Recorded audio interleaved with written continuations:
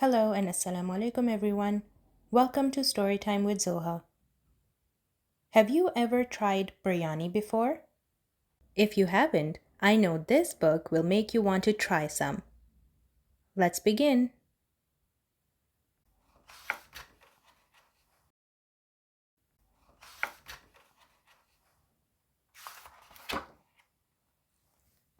In the heart of Little India sat an old cafe with an oldish owner and an even older secret. Across the street from the biryani cafe lived Anni with her ma and grandma.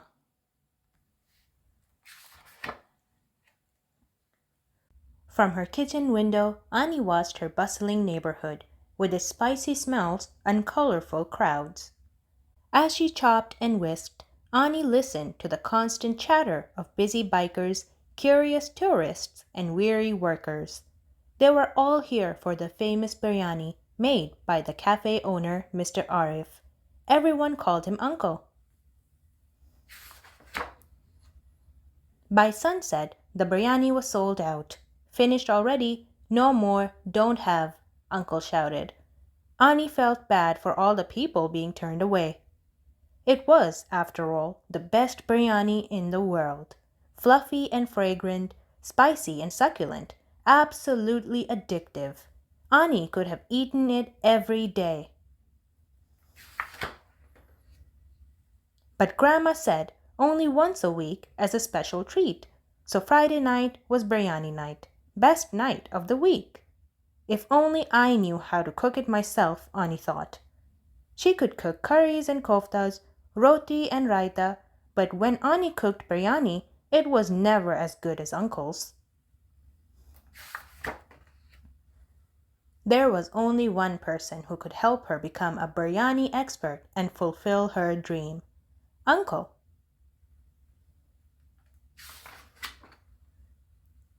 Hello, Uncle. It's me, your number one fan. It smells so good in here. Is that cardamom? Uncle, who never smiled, simply nodded. But Anni wasn't discouraged. She was on a special mission. Every Friday, Anni asked Uncle a different question. Uncle, what makes your biryani a little spicy, but not too spicy? Whole green chilies, he said. Must not cut. How do you make the rice orange, Uncle? Saffron, first soak in milk.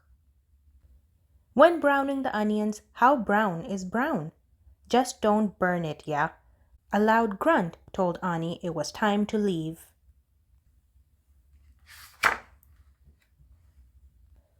Anni dashed home to write in her journal. The aroma of spices swirled around her, transporting her to magical places as she tried to piece together Uncle's secret recipe. When will you cook biryani for us, Anni? Grandma asked. Soon, very soon, Anni smiled. Her mission was not yet complete.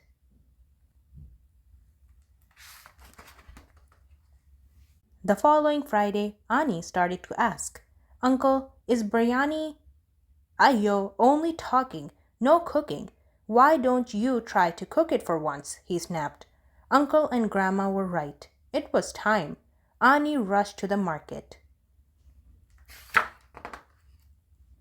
That night she cooked and cooked and cooked.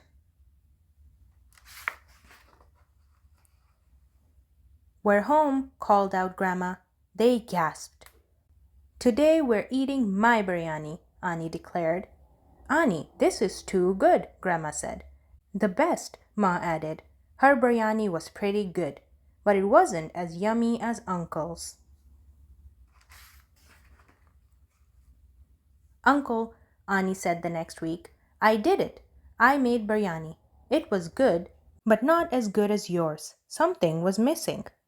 Then she whispered, Is there a secret ingredient, Uncle? Uncle said nothing. There must be, Anni cried. I have it all written down. See?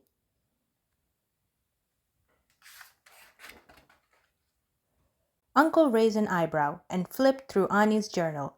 He said. Uncle's eyes looked brighter than usual, until he suddenly shoved the journal back into Anni's hand and huffled. Very busy today. Uncle stomped off. Annie stood stunned.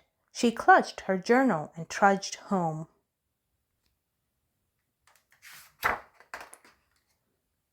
"We're back," announced Ma. "Looking forward to some There will be no more biryani on Fridays," Annie sulked. She threw her journal in a drawer and tried not to think about the cafe. Days and weeks rolled by, but Annie couldn't stop dreaming about biryani. The sounds and smells still danced around her. Her stomach rumbled and her heart ached. Another Friday came. Annie was done being mad and sad. It was time to bring back biryani night. It was time to complete the mission. Annie made a new plan. But when she got to the cafe after school, it was locked. No! Annie rushed home. "Grandma, what happened to the cafe? Where's Uncle?" Annie took a deep breath in. It smelled like Uncle's biryani. "Am I dreaming?" "Uncle came looking for you, Annie.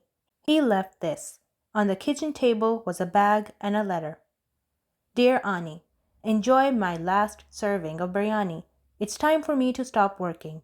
I don't have anyone to take over the cafe, and no one loves my biryani like you, my #1 fan. So here's a gift. It's been in my family for 200 years. I know you will take good care of it. Love, Uncle Arif." Hands trembling, Annie turned the note over.